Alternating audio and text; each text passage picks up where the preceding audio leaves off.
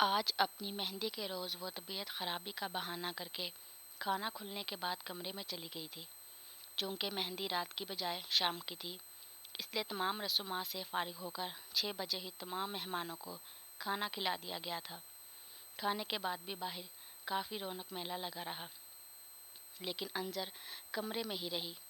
Orange پاؤں کو چھوتے golden کام والے انارکلی فراک پر گرین دوپٹہ، ہلکے پھلکے میک اپ کے ساتھ وہ بگول سب کے کوئی اپسرا لگ رہی تھی۔ سب نے دونوں کی جوڑی کو چاند سورج کی جوڑی کہا۔ خوشی سے نہال سالیہ تائی دونوں کی بلائیں لیتی نہیں تھک رہی تھی۔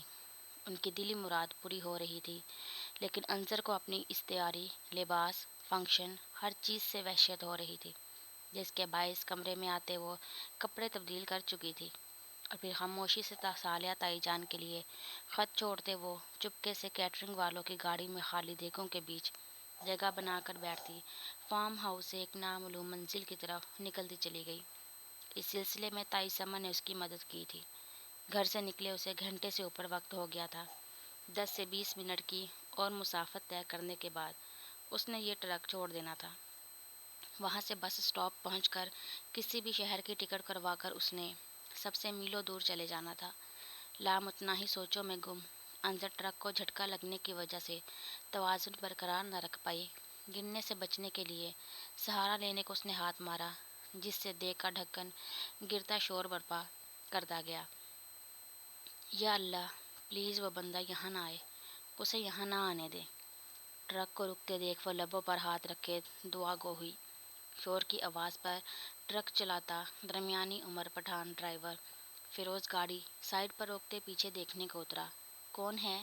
میں پوچھ رہا ہوں، وہاں کون موجود ہے؟ پچھلی جانب آتے ہوئے وہ باروب آواز میں بولا۔ پیچھے آتے ہی اسے ایک نسوانی وجود نظر آیا۔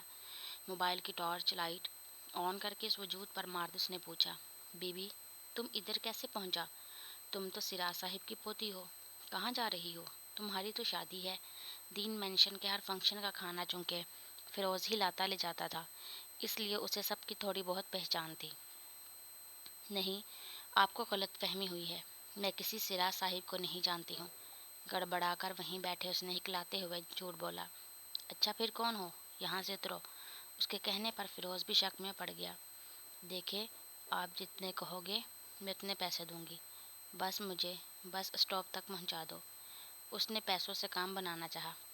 کیسی باتیں کرتی ہو بی بی، ہم پٹھان کی یہ غیرت گوارا نہیں کرتی۔ پھر میں آپ مجھے اپنی بیٹی بنا کر چھوڑ دو۔ فوراً سے حل نکالتے وہ بولی۔ بیٹی تو تم ہمارا ہو، وہ کچھ سوچتے ہوئے بولا۔ تو پھر چھوڑ دو، وہ فوراً سے بولی۔ بس ہم کو یہ بتا دو کہ تم سراج صاحب کی پوتی ہو یا نہیں، پھر ہم تم کو چھوڑ دے گا۔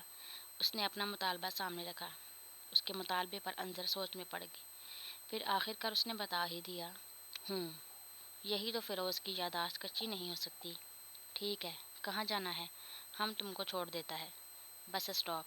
وہ ممنون ہوتی بولی۔ ٹھیک ہے پھر چلو۔ کہتے آگے جا کر اپنی سیٹ سنبھالتے اس نے گاڑی سٹارٹ کر دی۔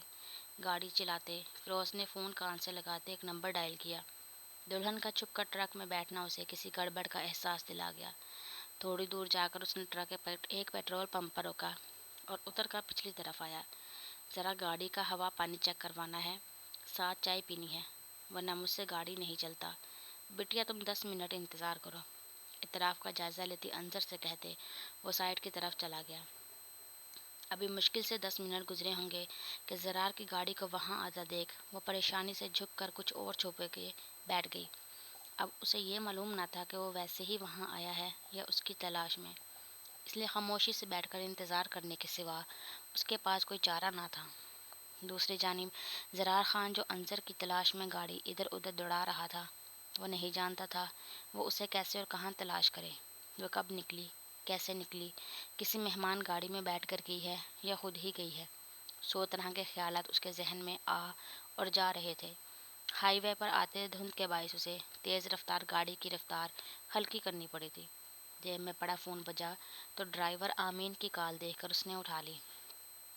ڈرائیور نے کچھ ڈرتے جھجکتے جو بات بتائی، اسے ایسے لگا جیسے کسی نے اس کے مردہ جسم میں جان پھونک دی ہو۔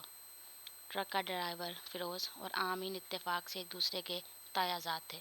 فیروز نے عقلمندی سے کام لیتے تمام صورتحال فون کر کے اپنے تایازات آمین کو بتاتے اس سے مشورہ مانگا۔ آمین پریشانی میں نکلتے زرار کو دیکھ چکا تھا۔ اسے زرار کی پریشانی کی یہی وجہ لگی۔ فیروز کو مزید کہیں رکنے کا کہہ کر اس نے زرار کو فون کر کے سارا معاملہ بتایا اور فیروز کا نمبر بھیج دیا۔ اس کی کال بند کر کے زرار نے فیروز سے رابطہ کیا اور اس کی لوکیشن معلوم کی۔